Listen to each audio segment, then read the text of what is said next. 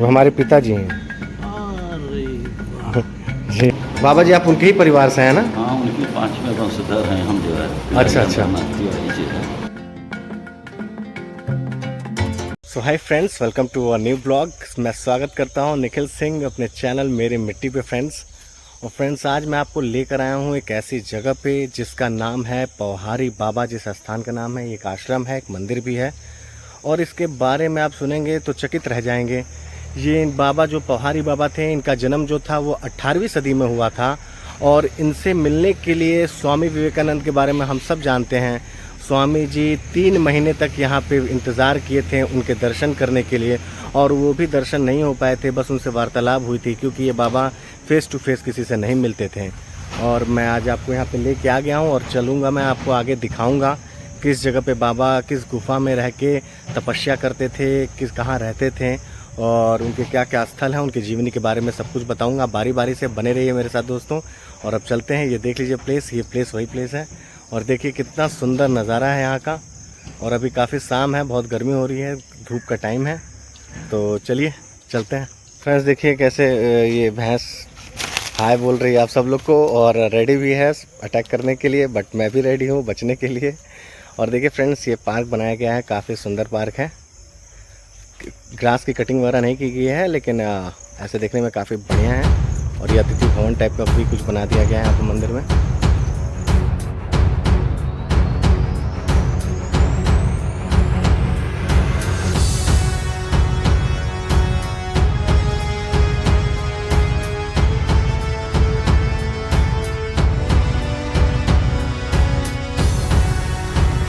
So friends, ऐसी कहानियों में एक और भी कहानी है। जैसे कि हमारे शहर में यहाँ पे ओपीएम फैक्ट्री है। इंडिया में सिर्फ 2 ही जगह ओपीएम फैक्ट्री हैं। एक जो कि गाज़ीपुर में ही है हमारे शहर में, जहाँ पे अफ़ीम बनती है, और ये अंग्रेज़ों की बनाई हुई फैक्ट्री है। और गंगा जी के किनारे बनाया हुआ है, और ये मंदिर भी दोस्तों गंगा जी के किनारे ही है, ये आश्रम। तो एक बार बाबा जी ने 18वीं-19वीं सदी के टाइम पे एक भंडारे का आयोजन किया, और भंडारा इतना बड़ा था, इतना बड़ा भंडारा था कि यहाँ के जो उनके दास थे, उन्होंने सोचा कि यहाँ पे तो बाबा जी एक ही कुआं है, तो कुआं सूख जाएगा, तो हम 2-4 कुएं और खोद लेते हैं, वरना दिक्कत हो जाएगी, कुएं सूख जाएंगे, लोग पानी कैसे पिएंगे। तो बाबा जी ने कहा कि अरे हमने गंगा माँ को भी निमंत्रण भेज दिया है, गंगा माँ आ जाएंगी तो सारी प्रॉब्लम हल हो जाएगी, सारी समस्या हल हो जाएगी। दूसरे दिन ऐसा हो गया कि भंडारे के टाइम पे कि गंगा माँ पूरा एकदम मंदिर के पास में ही आ गई, पूरा बहने लग गई। अब जितने अंग्रेज़ अधिकारी थे सब परेशान हो गए कि अरे ये मई जून के मौसम में, इतनी गर्मी के मौसम में ऐसे बाढ़ कैसे आ गई एकाएक। तो फिर उन्हें पता चला कि पौहारी बाबा ने ऐसा आयोजन किया, उन्हें गंगा माँ को आमंत्रित किया था। तो वो भागे भागे फिल्म फैक्ट्री से यहाँ पे आ गए, और वहाँ पता किया, करे भाई ये सब कैसे हो गया, क्या हो गया। तो सारी बात उनको पता चली। तो फिर उन्होंने फिर ये पता पूछा कि कब तक चलेगा भंडारा। तो उन्होंने बताया कि यज्ञ जो है और भंडारा 3 दिन तक चलेगा। तो 3 दिनों के लिए उन्होंने सरकारी छुट्टी का आदेश दे दिया। ओपीएम फैक्ट्री में सब कुछ बंद था 3 दिनों के लिए। तो इतने तेजस्वी थे बाबा, इतने शक्तिशाली थे। और 3 दिन के बाद बढ़िया तरीके से उन्होंने गंगा माँ को विदाई की, उनकी पूजा पाठ करके, सब कपड़े घी वगैरह सब कुछ लेके। तो ऐसी शक्ति थी पौहारी बाबा की। फ्रेंड्स, बाबा के बारे में बहुत ही कहानियाँ हैं यहाँ से जुड़ी हुई, मैं आपको बारी बारी से बताऊँगा। फ्रेंड्स, उस ज़माने में एक चोर हुआ करता था 18वीं-19वीं सदी में, और वो यहाँ पे आया था इस आश्रम में चोरी करने के लिए। और वो जब चोरी करके जाने लग गया तो बाबा ने उन्हें देख लिया, और वो चोर सारा सामान चोरी का छोड़कर भागने लग गया। तो बाबा ने उसके दौड़ा के पकड़ा, और अब उसको जो चोरी किया हुआ सामान छोड़ कर जा रहा था, वो सारे सामान उनको वापस करने लग गए कि आप ये ले कर जाइए। तो वो चोर बहुत ही आश्चर्यचकित हो गया कि ये सामान मुझे वापस क्यों कर रहे हैं। तो उस चोर का काफ़ी प्रभाव पड़ा उनके ऊपर, और जो उनका तेजस्वी रूप था, उनका भाव था। उन्होंने ज़िंदगी भर, बाबा ने ब्रह्मचर्य का पालन किया था और ज़िंदगी भर तपस्या की थी। तो उनका इतना प्रभाव पड़ा कि वो चोर भी एक साधु बन गए और एक बहुत बड़े बाबा हो गए। वो हिमालय में जाके तप करने लग गए। हिमालय में ही स्वामी विवेकानंद मिले थे उनसे, और उनसे उनके बारे में पूछने लग गए कि आप इतने तपस्वी हैं, अपने बारे में बताइए। तो वो बाबा बताने लग गए कि अरे मैं तो कुछ भी नहीं हूँ, मैं तो चोर हुआ करता था। मेरे जो गुरु हैं वो उत्तर प्रदेश में एक जगह पड़ती है गाज़ीपुर, वहाँ पे एक गांव है कुर्था, वहाँ पे पौहारी बाबा करके हैं, वही मेरे गुरु हैं। उनके ही वजह से आज मैं यहाँ पे इतना तपस्वी, इतना तेजस्वी बन चुका हूँ। तो दोस्तों अमेरिका जाने से पहले, शिकागो जाने से पहले स्वामी विवेकानंद जी इनसे मिलने के लिए यहाँ पे आए और 3 महीने तक वेट किया यहाँ पे, और 3 महीने वो यहीं पे रहे स्वामी विवेकानंद जी, उनसे मिलने के लिए, उनके दर्शन करने के लिए, उनसे बात करने के लिए। खैर दर्शन तो वो नहीं देते थे किसी को, लेकिन उनसे वार्तालाप हुई, उनसे उनकी बातें हुई। और स्वामी विवेकानंद जी ने अपनी किताब में उनके बारे में बहुत सारी चीज़ें लिखी हुई हैं, आप चाहें तो पढ़ सकते हैं स्वामी विवेकानंद जी के किताब में। और चलिए आगे चलते हैं।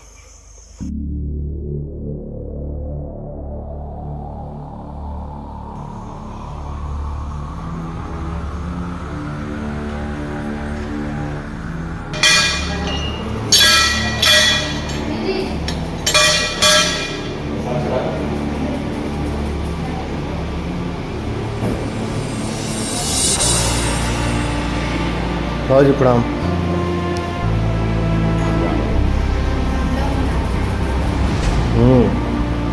हाय। ये मेरा दोस्त है। आज इसका बर्थडे है, आज इसको मैं मारूंगा। अरे वाह, happy birthday Babu. Thank you. So friends, जैसा कि आप देख सकते हैं, ये है स्वामी पोहारी बाबा का चित्र और ये इनका समाधि स्थान है। यहाँ पे एक बड़ी फ़ोटो भी लगी हुई है। उस ज़माने में कोई फ़ोटो कैमरा उतना नहीं होता था, लेकिन ये मुझे लगता है हाथ से बनाई गई है, स्केच है। और यहाँ कुछ और कलाकृतियाँ हैं। ये बाबा का परिवार है।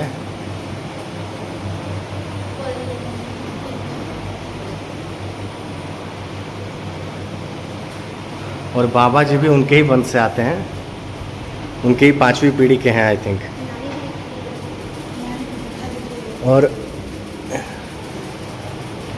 पोहारी बाबा जो हुआ करते थे, इन्हीं मूर्तियों की रघुनाथ भगवान की पूजा किया करते थे।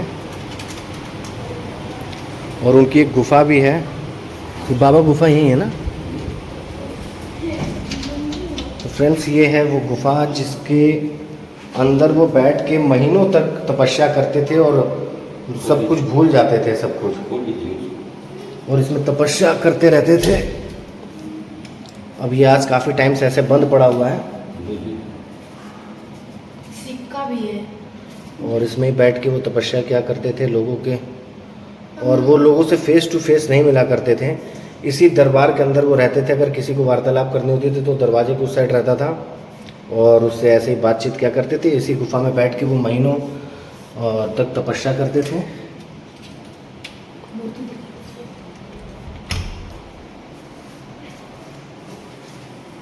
कितने तेजस्वी बाबा, इतने तेजस्वी बाबा थे हमारे इसमें। सो फ्रेंड्स, जैसा कि आप देख सकते हैं, और इन बाबा का जो जन्म हुआ था वो बनारस के गांव में हुआ था। और वो अपने बनारस में पढ़ाई करने के लिए अपने चाचा जी के पास, जो कि उनके चाचा जी एक ब्रह्मचर्य का पालन करते थे, साधु थे, उनके पास यहाँ पढ़ाई के लिए आ गए थे बचपन में ही। बचपन में अपने पढ़ाई लिखाई करने के बाद वो तपस्वी बन के तपस्या करते थे और जीवन भर ब्रह्मचर्य का पालन किया उन्होंने, और काफ़ी तेजस्वी पुरुष थे। और आइए पूछते हैं बाबा जी के बारे में। बाबा जी, आप उनके ही परिवार से हैं ना? हाँ, उनकी 5वें वंशधर हैं हम जो है। अच्छा अच्छा। तिवारी जी है। जी जी। पोहारी बाबा की।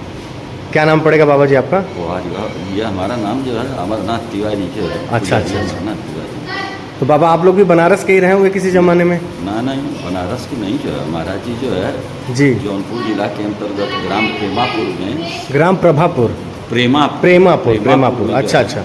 1840 में जी जी। ब्राह्मण कुल में महाराज जी पैदा हुए थे। जी जी। ये तो महाराज जी की एक कर्म स्थली है। जी जी। जहाँ पर कि आकर के अपना यहाँ पे जो है साधना भजन किया था जो है, और भीतर वो समाधि स्थली गए थे। नहीं, अभी जाने वाले हैं, जो उधर से है ना, वो गेट खुला हुआ होगा ना? हाँ, खुला हुआ है। यहाँ तो स्वामी विवेकानंद भी 3 महीने रहे हैं आकर इनसे मिलने के लिए। 23 जनवरी 1890 को यहाँ आए। जी जी बाबा। और ये मार्च और अप्रैल के जो है करीब 8 या 9 तारीख को वो विवेकानंद पत्रावली आप पढ़िए तो उसमें जो है जी जी महाराज जी के बारे में उन्होंने लिखा हुआ है। जी जी। लिखा हुआ है जी। और कर्मयोग पुस्तक में जो उनकी किताबें लिखी हुई है, कर्मयोग पुस्तक, उसमें बाबा के बारे में वर्णन किया है कि भारतवर्ष के एक बहुत बड़े महात्मा गाजीपुर के पोहारी बाबा। जी जी। अपने जीवन में मैंने जितने भी महात्माओं को देखा है उनमें 101 हैं, ऐसा ही वर्णन किया है। जो कि बाहर बोर्ड पर भी लिखा हुआ जी है। जी जी। आप देखिए। ठीक है बाबा जी, फिर हम उधर ठीक। हो लेते हैं फिर। ठीक। तो ये थे बाबा जी, हमारे यहाँ के इस समय के पुजारी हैं यही, और ये उनके ही वंशज हैं, उनके ही परिवार से बिलोंग करते हैं। तो चलिए चलते हैं आगे।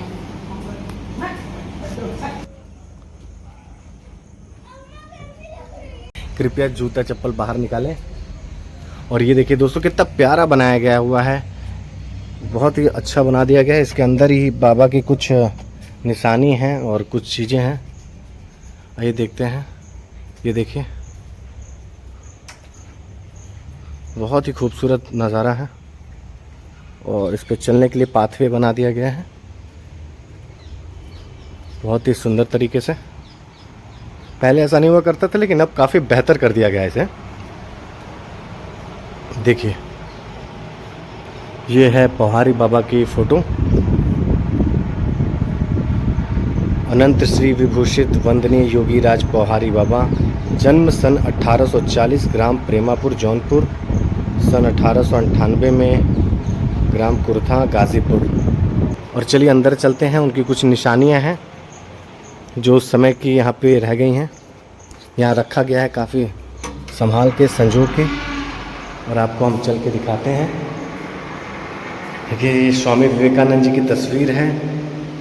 उन्होंने यहाँ पे अपने 3 महीने का वक्त दिया बाबा के लिए, उनके दर्शन के लिए, उनसे ज्ञान अर्जित करने के लिए। और ये देवी देवताओं की कुछ फ़ोटोज़ हैं। और देखिए फ्रेंड्स, ये है बाबा का समाधि स्थल, ये है पौहारी बाबा का समाधि स्थल, और इसकी चरण वंदना करना बहुत ज़रूरी है। तो फ्रेंड्स, ये आप देख सकते हैं पौहारी बाबा का ये क्या है, उनका समाधि स्थल है। अच्छा, ये समाधि स्थल है, और सामने इनकी बड़ी सी तस्वीर आप देख सकते हैं। बहुत ही खूबसूरत, बहुत ही तेजस्वी। तस्वीर में इतने तेजस्वी दिख रहे हैं तो रियल लाइफ में कैसे रहे होंगे। और उनकी एक चरण पादुका भी है, आप जैसा कि देख सकते हैं। ये देखिए, उस ज़माने में इसको वो धारण क्या करते थे अपने पैरों में। अंदर चल के देखते हैं कुछ है या यहाँ पे तो आई थिंक नहीं होगा कुछ।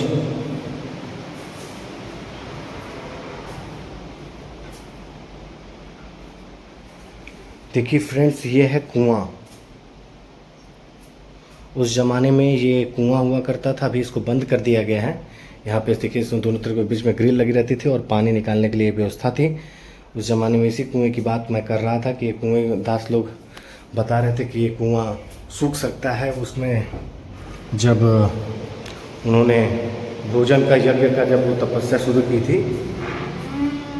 फ्रेंड्स, बाबा का आखिरी समय ऐसा आया कि वो उसी जिस गुफा में मैं आपको दिखा रहा था, उस गुफा में बाबा बैठे हुए थे और योग कर रहे थे। काफ़ी दिन हो गया था, और लास्ट टाइम पे वो बहुत ज़्यादा धुआं निकलने लगा गुफा में से बहुत ज़्यादा धुआं निकलने लग गया। तो उनके बड़े भाई, परिवार वगैरह लोग अंदर झांक के देखे तो उनकी बॉडी में से पूरी आग निकल रही थी।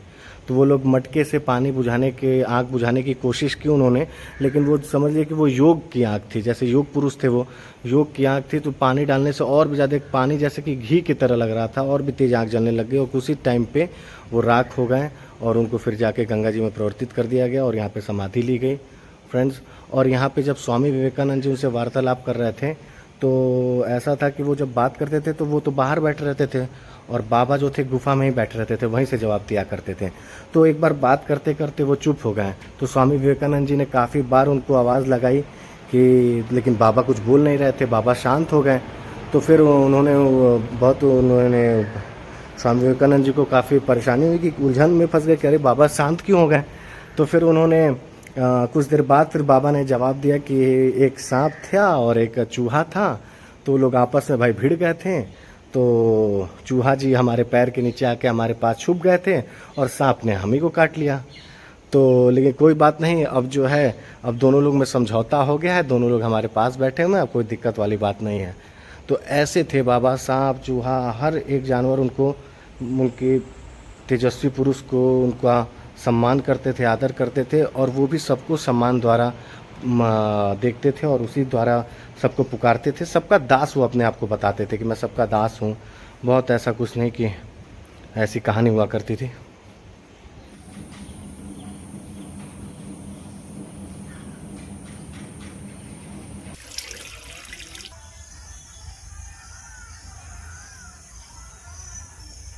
सो फ्रेंड्स, ये था पोहारी बाबा की कहानी और यहाँ की सब उनकी जीवनी के बारे में मैंने आपको बता दिया है। ये था उनका स्थल, गाज़ीपुर में ये जगह पड़ती है। बहुत ही प्यारी जगह है, कभी मौका मिले तो ज़रूर आइएगा। और अब मैं निकल रहा हूँ घर, क्योंकि होने वाली है शाम। और अब करते हैं इस ब्लॉग को एंड, मिलते हैं अगले ब्लॉग में। अगर आप मेरे वीडियो को देख रहे हो तो फ्रेंड्स प्लीज़ लाइक करें, शेयर करें, मेरे चैनल को सब्सक्राइब करें। मिलते हैं अगले ब्लॉग में, तब तक के लिए टाटा बाय बाय, जय श्री राम।